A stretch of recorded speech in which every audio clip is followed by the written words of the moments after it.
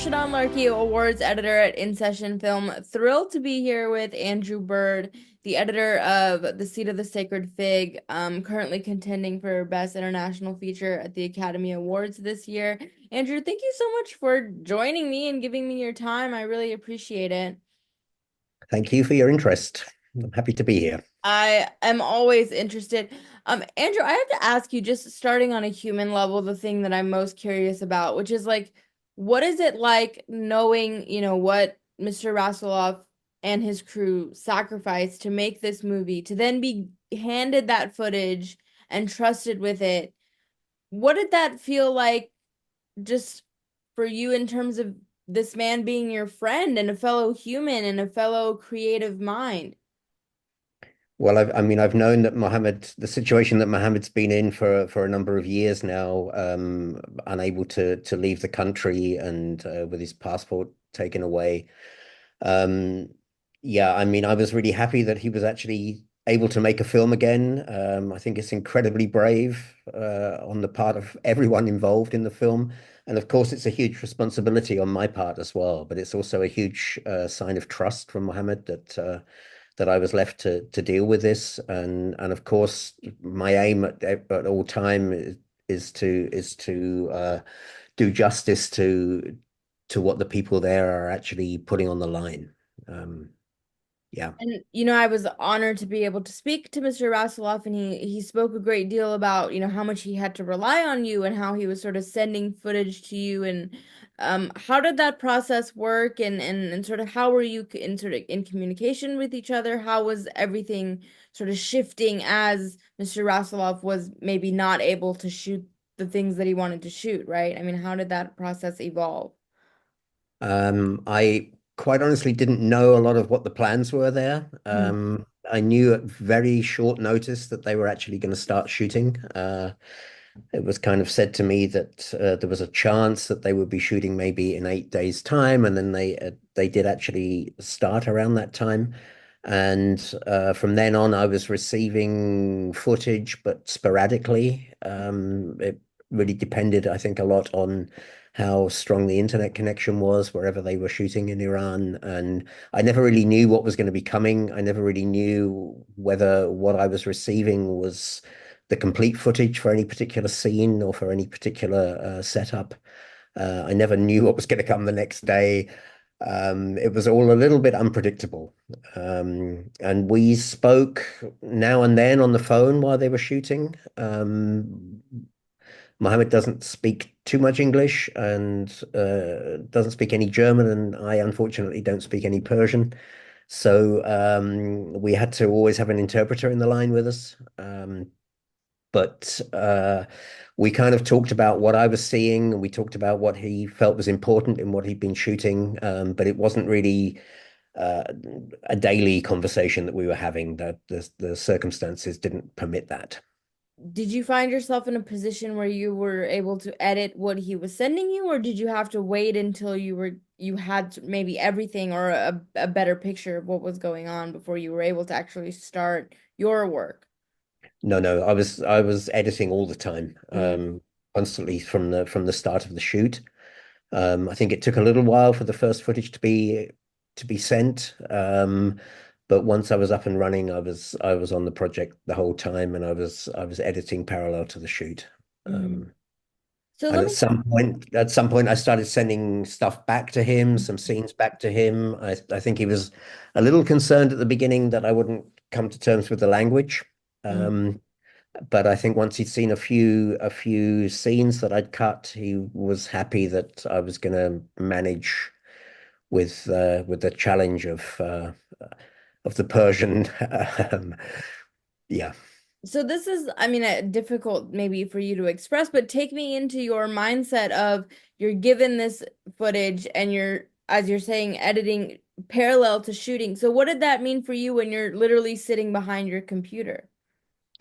Well, I generally try and edit parallel to the shoot on feature films when I'm working. I find it the best way to do it for me to become more acquainted with the footage, to have the same knowledge about the footage that the director does from shooting, and also to be able to give feedback on things that I think are maybe not working, if the chemistry between particular characters isn't working, or if some shots are maybe missing, we think we need to pick something up. I think it's always very helpful to have that communication.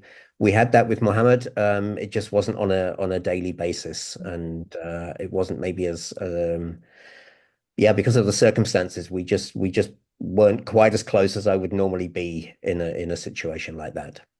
And the Seed of the Sacred Fig, there's a lot going on plot-wise. You have a domestic drama with the family, you have a courtroom drama, you have scenes of the protests sort of interwoven within the film, and then the back half of the film becomes a lot more of a thriller. It's sort of paced differently. Talk me through sort of the different kinds of edits and sort of how you were able to weave all of this together.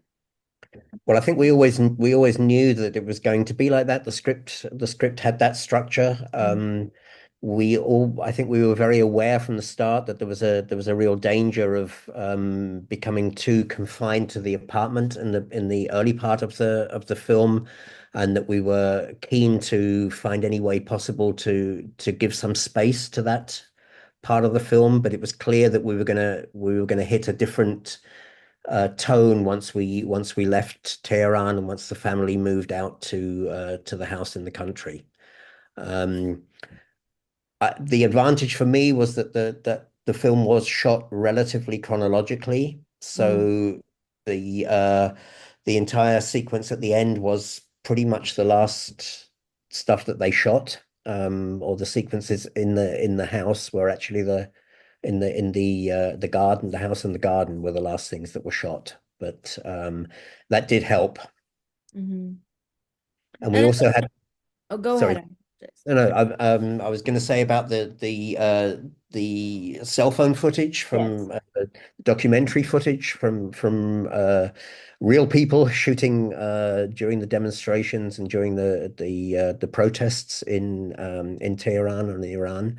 That's something that Mohammed came up with during the course of the shooting. It was something that he suggested to me at one point, asked me how I would feel about using that kind of footage, if I thought that that might help us to create some space to open things up a bit from the apartment in the early part of the film, and we agreed that that would be a possibly a good way to go. And then he sent me, or he had somebody send me, I think about 400 different video clips of protests or of shootings, of beatings, of women tearing off their hijabs and waving them in the street, demonstrations and stuff. And basically, he gave me free hand to do whatever I wanted to do with those.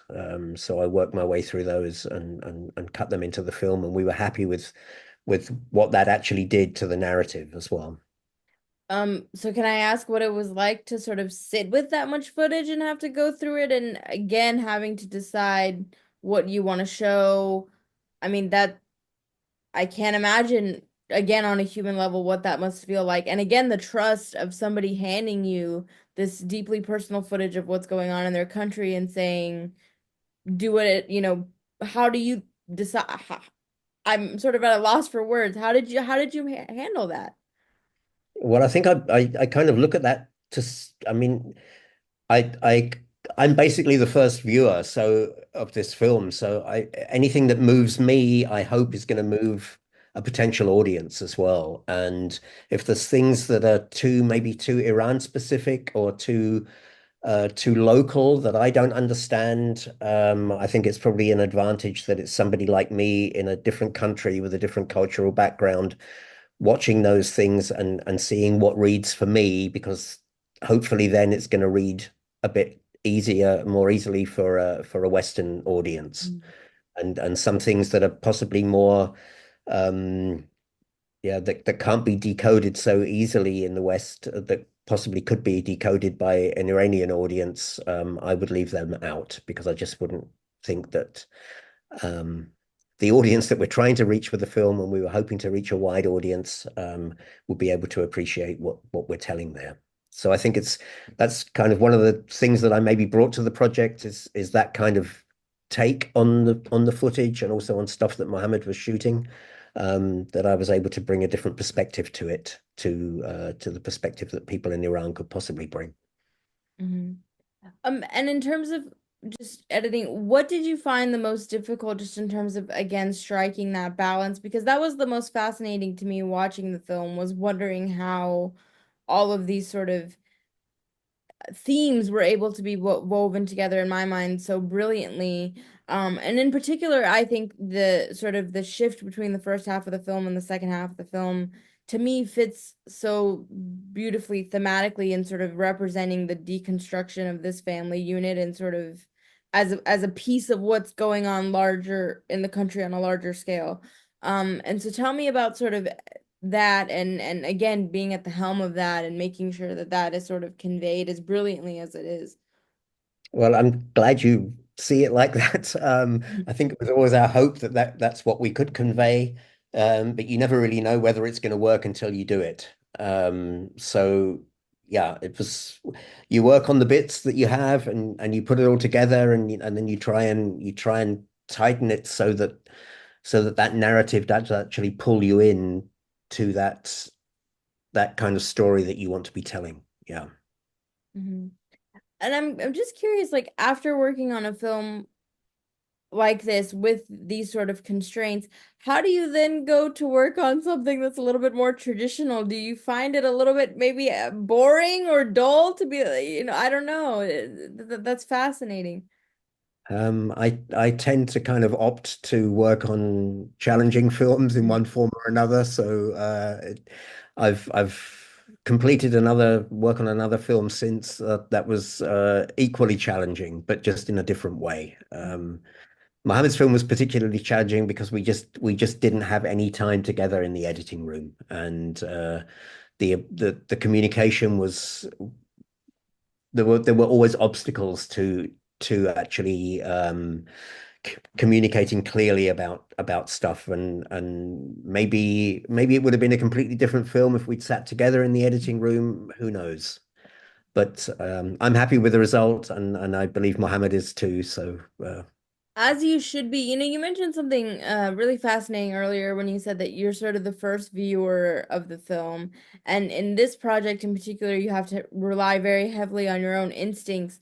What does that do for you as an editor and sort of the way that you approach your craft to know that you're in that position and then and for future projects to be able to like look at this masterpiece that you made quite frankly and say, well, I did this relying so much on myself, and how does that then impact what you do going forward? we'll have to see how that how that impacts the future.